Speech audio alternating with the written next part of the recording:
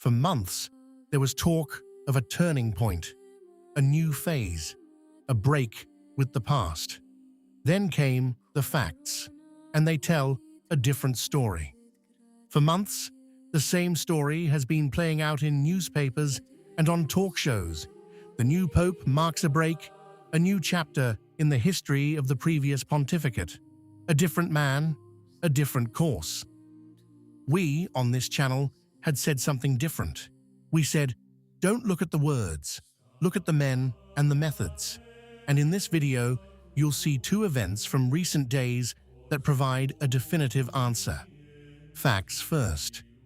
On June 22nd, the Vatican published the program for the extraordinary Consistory of June 26th and 27th. It is the second assembly of cardinals of the pontificate of Leo XIV, following the one in January, which brought together 170. A consistory is not just any conference. It is the moment when the Pope gathers his cardinals and demonstrates, through the themes he chooses and the men he invites to speak, the direction he wishes to give the Church. And here, the program speaks louder than 1,000 statements. The four main sessions are entrusted to four specific names: Cardinal Gregors Rys, Cardinal Victor Manuel Fernandez, Cardinal Stephen Brislin, and Cardinal Mario Grech.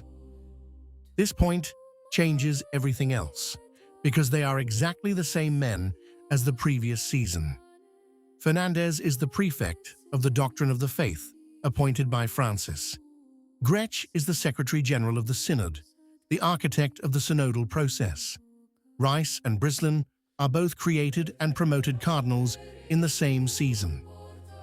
Who is Victor Manuel Fernandez, and why does his presence at the center of the consistory change everything? Fernandez is the man Francis has appointed to guard the doctrine. He is the name associated with the most controversial documents of recent years, starting with the one on blessings for couples in irregular situations.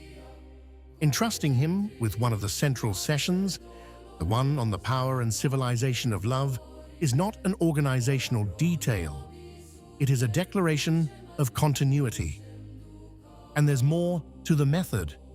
The consistory structure, the specialized press immediately noted, reflects that of Francis's synods: small working groups, listening sessions, summary reports, and strictly timed interventions. Two of the four sessions revolve around Leo XIII's encyclical Magnifica humanitas, dedicated to safeguarding the human person in the age of artificial intelligence.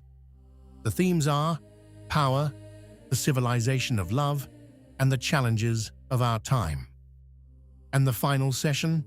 It's dedicated to the implementation of the synodal journey, the 3-year process approved by Francis on March 11th, 2025, 10 days before his death, and later confirmed by Leo himself.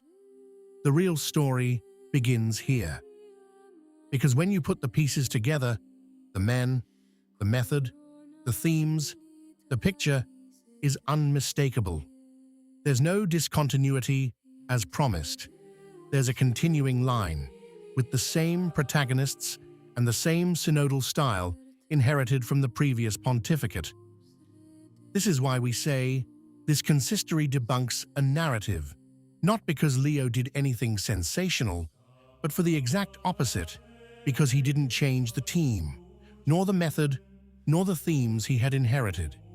But the summit is only half the story, because the same logic, on the same days, is found at the base, inside a parish, before an altar.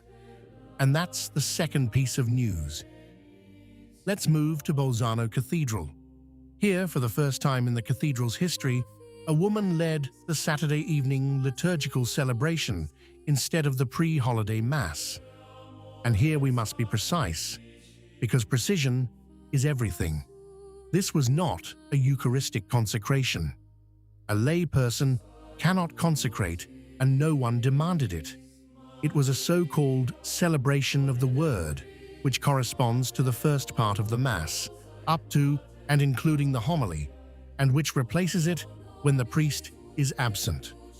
It was led by Maya Clara, a journalist with theological studies in Brislin and a mandate from the diocesan ordinary. She has led celebrations of this kind for about 10 years. And this is by no means an isolated case. In South Tyrol, there are approximately 500 lay people charged with leading these services. Nearly 2/3 are women, and this in a diocese with 500,000 Catholics and just over 350 priests. I'll say something that very few have the courage to say. The problem isn't Mrs. Clara, who acted with a proper mandate and in good faith. The problem is the mechanism. When the celebration of the Word led by a layperson systematically replaces the Mass, the message sent to the faithful is that the two are interchangeable, and they are not at all. The Mass is not a meeting where the Gospel is read with commentary. It is the bloodless renewal of the sacrifice of Calvary, and it requires a validly ordained priest configured to Christ, the head. Remove the priest, and you don't have a simpler Mass. You have something else, which is not the Mass at all. There's a second, even more revealing sign.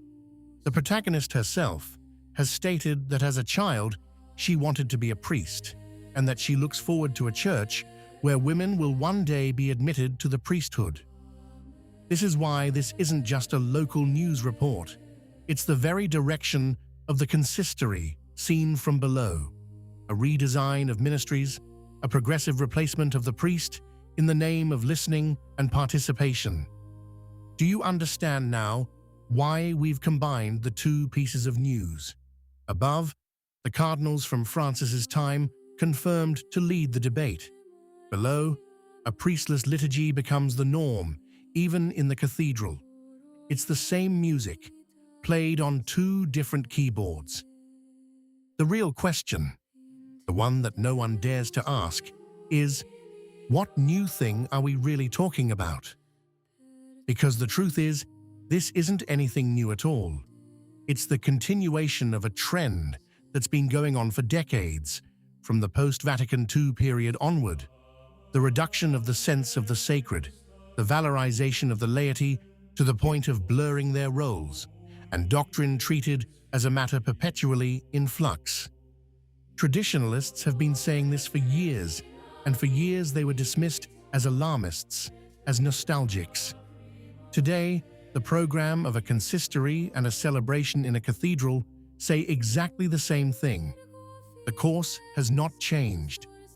And mind you, it's not about hating anyone, nor about despising the Pope. It's about looking at the facts clearly, without being lulled by narratives concocted to reassure and lull. Because what's at stake isn't a liking or an antipathy. It's the faith we've received. It's the Mass of all time. It's the doctrine that Christ gave to the apostles, and that no consistory, no assembly, no diocesan mandate can rewrite. A pope can choose his collaborators. A diocese can organize its services. But none of these actions has the power to change what the Church has always believed and taught. And when all gestures point in the same direction, it is the duty of the faithful to notice and not turn away. The consolation, however, is ancient and remains intact. The gates of hell will not prevail. Men pass away, plans change, but the Church of Christ does not die. And the Mass of all time, even when set aside, never ceases for a moment to be what it is. What do you think? If you liked the video, comment Amen. God bless you.